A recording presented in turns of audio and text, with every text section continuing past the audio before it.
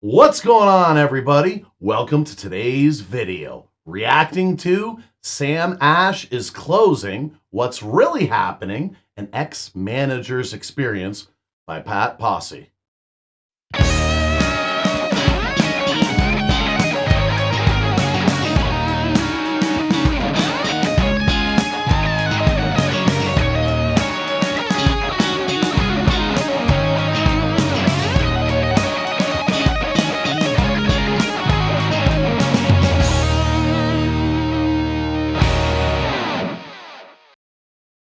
So, what's going on, everybody? Today, going to be reacting to Sam Ash is closing, What's Really Happening, an Ex-Manager's Experience by Pat Posse.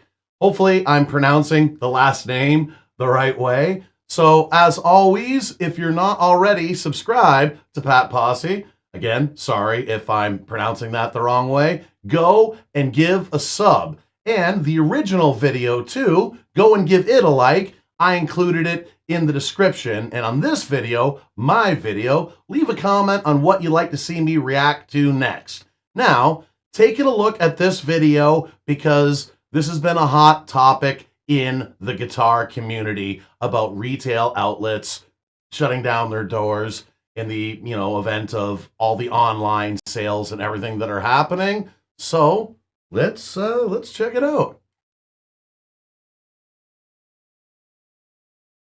So today's video is a sad one. Sam Ash is closing down. So hello everybody and welcome to a new video and welcome to my channel where we talk about everything music from death metal to Queen and everything in between. So let me address the elephant in the room and the title of the video. A lot of guitar channels are titling their videos Sam Ash is closing down, and the truth is they are not. Sam Ash as a company is not going under, but they are, however, closing down 18 stores, and that sucks, including my old friend Store 33. Miami Lakes. And sadly, I can't honestly say I am surprised, and I'll tell you.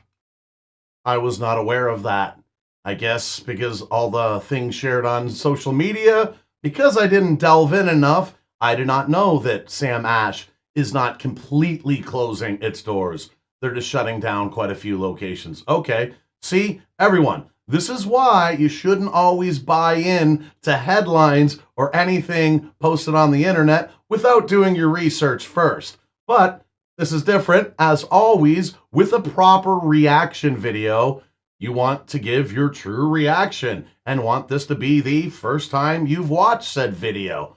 And I didn't say necessarily that I knew exactly what was going on. I just seen quite a few headlines popping around, but very good to know. Already learning something right out of the gate, and not even but 30 seconds into the video. There we go. Like it. I like it.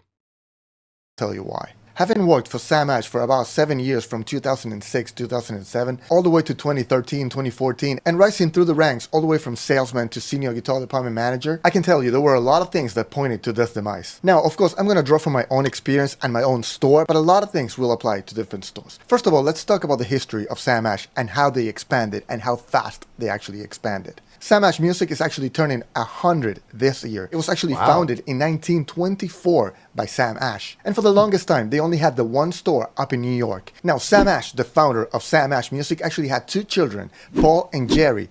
Paul and Jerry actually wanted to expand the brand, Sam Ash, and open up some other stores, but Sam Ash wanted none of it. And come to think of it, in hindsight, he might have been right. And here's why. As soon as Sam Ash passed away, they started to expand. Now, of course, in the beginning, they only expanded within the region. And that was a good thing because they actually knew the market, the demographic, their clientele, and they were basically in control of the company, or at least they could be in control of the company. But ironically, the very thing that made Sam Ash stores great also bit them in the ass. And that is the fact that Sam Ash has always been family owned and operated. Now, over the years, they started to expand, but it was controlled. They would actually research the place they wanted to expand to. They would see whether or not it was worth it for them to move into. If they had enough demand, maybe the supply was short, and they would start out with a small store and then of course grow if needed. But in the early 2000s, something would happen that would change Sam Ash's history forever. GC, or Guitar Center, has always been the #1 musical instrument retailer in the US and probably the world, and their closest competitor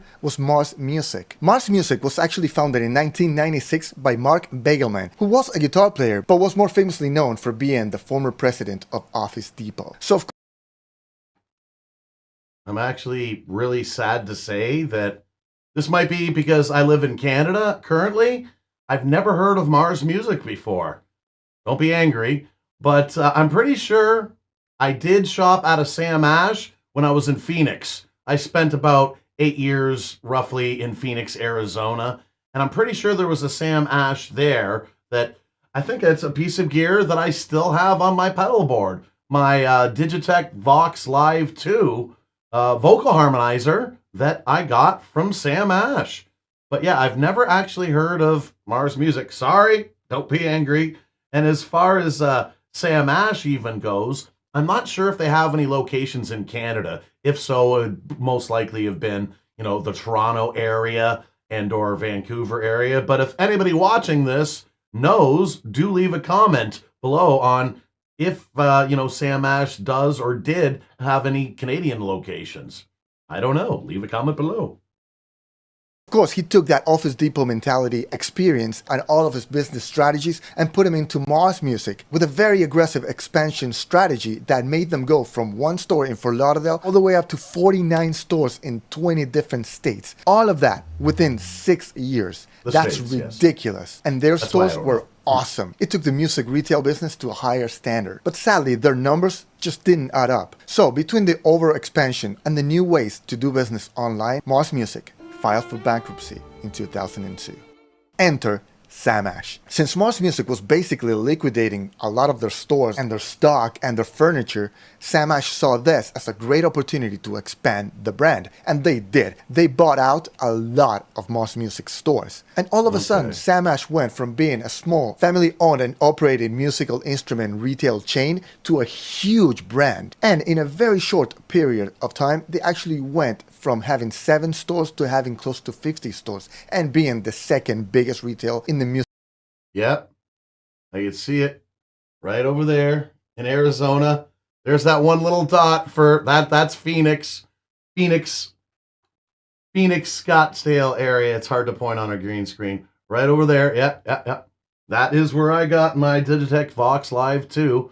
So, okay, that's roughly about where their expansion was. Because I know that when I was in Phoenix, that's where I got my vocal harmonizer. It was a good store, it was a big box instrument store, much like Guitar Center. And for those of you who don't know, our version of Guitar Center is a place called Long McQuaid's here in Canada. Same idea, big box, big brand, the big musical instrument chain. But yeah, it looks like just one in Nevada, one in Phoenix, and then a few in California and then Texas, but most of them are mainly in the East Coast. I didn't actually know that much about Sam Ash, but, like I said, it's a real hot button topic, so that's why I thought we would have a nice little reaction to it. Music business. Suddenly, GC and that #1 spot was an arm's reach. But there was another huge problem. These weren't the 90s anymore. Now, fast forward to 2006, 2007, that's when I started working there, and I can tell you there were a lot of things they needed improvement on. First of all, because of the fact that they were family owned and operated, everything we did all the way in Miami Lakes, Florida, had to go through corporate, which was all the way up in New York. So any decisions that we needed to make had to first go through them. So that, of course, created a delay.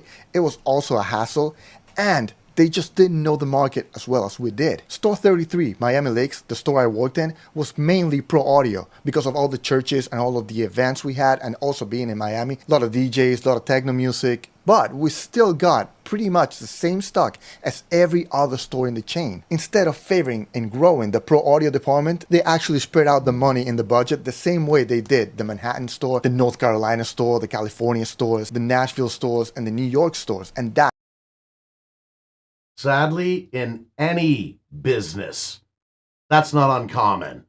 That, there's somebody up in corporate, way at the top, that is so disconnected from anything that's happening on the sales floor or shop floor, depending on nature of said business. Like, nope, this is how it's going to work. We have one solution that works everywhere. This is the solution we're rolling out. This is how we want it.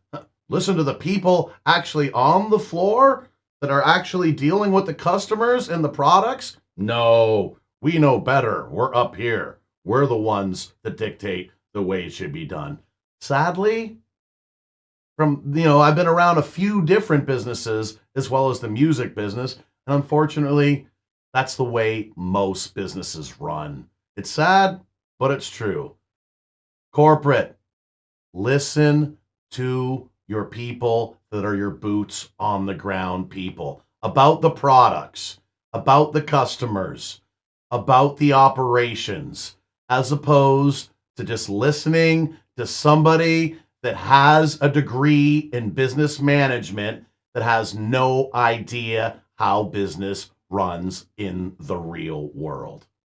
This isn't just for the music business, this is for any business. That just didn't work. We had a lot of money tied up in like drums and sheet music and orchestra departments that weren't really bringing in a lot of money into the stores. Wow, it's pouring down. And speaking of budget, Store 33 was actually the biggest music retail store in the world at 43,000 square feet. That's a ridiculous amount of real estate. And that's a ridiculous amount of white wall to cover. It is frowned upon to have white walls, which means that you need to fill up those walls as much as possible. But having the same budget as some of the much smaller stores, it was really hard for us to fill up the walls. So what we had to do in order to fill up the walls was to have a lot more guitars. How do you have more guitars with the same budget? You get cheaper guitars. So you would walk into the store and you would see a lot of Squier guitars, a lot of Epiphone guitars, a lot of the low budget LTDs, the Washburns, and just a few of the high-end guitars. And being in Miami, which is a very touristy place, we needed to have those guitars handy because we only got one shot at that customer. A customer from Brazil, Argentina, or any other place would walk into the store and want to buy a Gibson Les Paul Custom, but sometimes we just didn't have one in stock. And we would have to send them over to a different store, maybe Margate, maybe Dolphin, and lose that sale that way. Or they would just go to our nearest competitor, which was Guitar Center, and just buy it there at the Hallandale Beach store for the same amount of money and like 20 minutes away. So yeah, that was really crappy. But of course, even though we tried to explain that many times to corporate, they just wouldn't get it. And also, a lot of times a customer would actually come in and they would want a guitar we did have, but they would want it brand new in a box. And we, because of our budget, we'd only have the one that was on the wall. So there goes another sale. Another huge problem we actually inherited from Mars Music was the fact that the stores were way too big, thus needing a bigger staff. At one point, I even remember having Saturday morning meetings with about 30 people. That's a lot of people for a store. But even though the sales didn't really back up the number of salesmen we had, you needed to have them for security. At any typical moment in the guitar department itself, you needed to have at least 2 people that were working the registers. You also needed a 3rd person to stay in the acoustic guitar room, probably a 4th person for the bass room, and that's not counting the fact that as a manager, I had to take care of inventory, so sometimes I was away from the registers, I couldn't really take care of customers. Also, there's always somebody at lunch, and you had to go back to the huge warehouse to find the stuff that we're actually buying. And of course, somebody's off that day, so that's 6 people right there. The struggle is real. Yeah, none of this really surprises me all that much. Didn't really think about the fact, like I said, I knew nothing about Mars Music, and the fact that they bought, essentially bought up Mars Music's old retail buildings, and the fact that they had a hard time covering the walls with guitars is something that I never really knew about. But now that I think of it, the Sam Ash location that was in Phoenix, I remember going, wow, this is a pretty big location. It's got some pretty high walls and everything was covered wall to wall with guitars. It looked impressive. I was just there, I remember at the time, for my harmonizer, but yeah, all this makes absolute sense. So basically, they're walking sales out the front door because there's specific higher end guitars that people want, or they don't want one off the wall. And, they don't have a lot of selection other than beginner instruments to begin with. And they're getting in a lot of inventory that's not for their demographic and their location. Yeah, I think I'm starting to see the reason here very obviously. just for the guitar department. And honestly, the numbers just didn't add up. A lot of times there were 6 people in the guitar department and no customers, or maybe 1 customer, or maybe even 2 High customers, overhead. but one of them was actually looking for the restroom. But the worst part about it was the fact that they actually paid minimum wage plus commission. But your commission was actually based off of your base salary. So let's say you actually got paid $240 a week, you would actually have to make $240 worth of commissions for you to actually start adding to that base. I worked at Guitar Center in Phoenix for a brief period of time. Same deal, same thing, exactly. You make commission, but you got your minimum wage base. The exact same thing as Sam Ash. It looks like they completely took the Guitar Center model at that, instance for the pay, absolutely, but it was the same thing.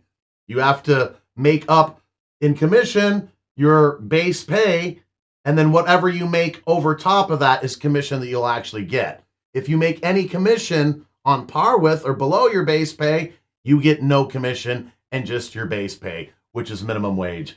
And actually, at the time, Arizona was a right-to-work state. I don't know if they are still. And minimum wage was $5.15 or something like that at the time. Yeah, not very good.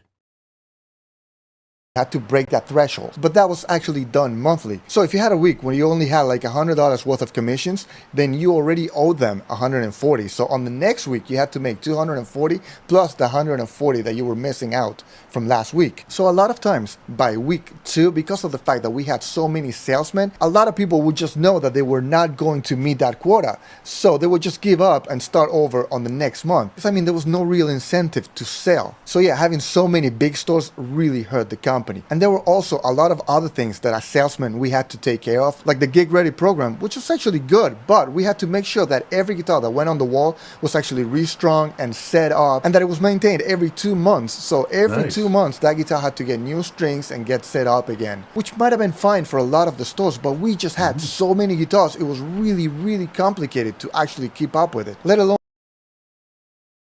That is a great idea. Because, yeah, what is the point? And I said that before when I've walked into various, musical instrument stores. You grab a guitar, something off the wall, okay, it's out of tune, whatever.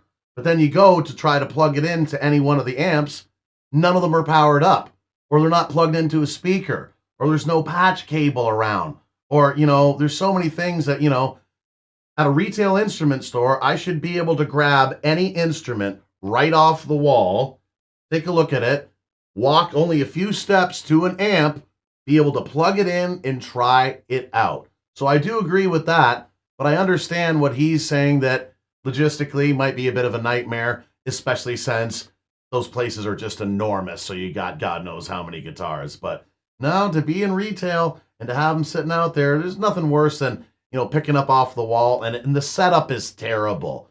It's like you kind of know, okay, maybe with a good setup, but I want something that I know I'm going to like the feel of the neck. Like, come on, man, have somebody do a setup on it. Have somebody do something. I do actually agree with that.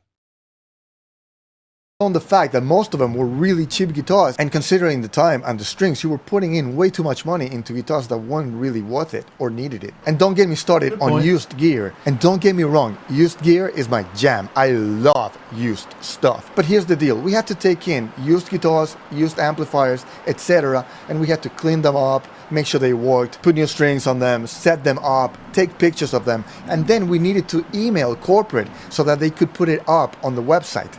And then once it finally sold, we had to let corporate know that they actually sold so they could take it down. And because of the fact that that one person in corporate was taking care of all of the used gear for all 50 stores, it would take forever. So a lot of times people would come in looking for a guitar that had been sold for months. And that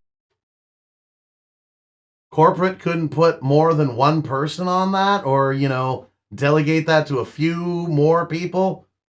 Like, hey, so-and-so in accounting. Okay, you only got so much time to do that. So, take a little bit of this. Like, really? Okay, yeah. Now this is where micromanaging gets absolutely insane and destructive. Yeah, that is absolutely insane. And you know what? I can see his frustration being the poor retail worker that's sitting there has got to go, sorry, that guitar isn't here, but it's on your website. Yeah, we know. We emailed them, can you just take it off? No, I can't. I gotta go through the chain of command. Sorry. Yeah, not fun. Not fun at all. That's bad. Which takes me back to what I believe to be the thing that broke Sam Ash. And that is the fact that, of course, again, being family owned and operated, everything had to go through Paul Ash, who was an old man at this point. And between you and I, he was kind of losing it too. And bless his soul, he just couldn't or didn't want to embrace the whole internet thing. Every time all of us complained about the fact that the Sam Ash website was the worst website of all the music business retailers, he just brushed it off as it wasn't important. We all saw firsthand the beginning and growth of websites like Musician's Friend, Sounds, Sweetwater, even GuitarCenter.com was doing great. But he just wouldn't see it, and nothing would get done without his approval. Anyway, sadly, Paul Ash passed away in 2014, so the company was taken over by the third generation of Ashes, but they also struggled to keep up with technology. Now, with the passing of Sammy Ash last year, we actually moved on to the fourth generation of Ashes. And now finally, I think they're actually going to address this, and we're actually going to see a lot of changes coming into Sam Ash. So am I worried for Sam Ash's future? No, not really. I do believe, sadly, because a lot of people are going to lose jobs, that this was the right move to make. What I am surprised about, though, is the fact that they're actually going to close down store number 7, which was the Manhattan store, which was actually the highest or second highest selling Sam Ash store. They were always fighting for the number 1 spot between Dolphin Mall and Manhattan. So I think it probably has to do with the fact that, rent is so expensive in Manhattan. But I see them maybe relocating in the near future. What do you guys think? Let me know in the comment section down below. And if you've made it this far, please drop me a like, and don't forget to subscribe to this channel like a man. And if you've got an extra minute or two, check out one of these 2 videos. I'll see you guys next time. Pat out, metal on, dudes. All right. Alrighty. So that was Sam Ash is closing. What's really happening? An ex-manager's experience by Pat Posse. Again, I really hope I'm pronouncing the name the right way. So I'm really glad that I checked out this video because, like I was saying, don't believe everything you just read on the internet, especially if you're only reading the headlines. I was seeing headlines quickly everywhere. Sam Ash is closing, Sam Ash is closing, Sam Ash is closing. Okay, they're not completely closing down. They're just closing down a lot of stores. I get it. It happens. But, I wasn't that aware of the history of the store and all that, but I just knew that it was something that was very, very big in the guitar and bass guitar and musician community. So I thought, let's check it out. And like I say, as always, with any reaction video, you should not be watching it in advance. So again, everybody, go and subscribe to Pat. If you have not already, go to the original video, give it a like. I got the link in the description. And on this video, my video, leave a comment on what you'd like to see me react to next. Thanks for checking out this video. If you like what you saw, please subscribe, click the notification bell, like, comment, and share. It doesn't cost a thing and would really help out the channel. Also, please subscribe to my other channel, GK Mac Music, for some live looping live streams with a side of jackassery, some original music, and some short content, also with a side of jackassery. If you'd like to help out the channel financially, you can buy some merch at the merch store, or you can become a channel member. As always, everyone, thanks so much for your continued support. Do what makes you happy.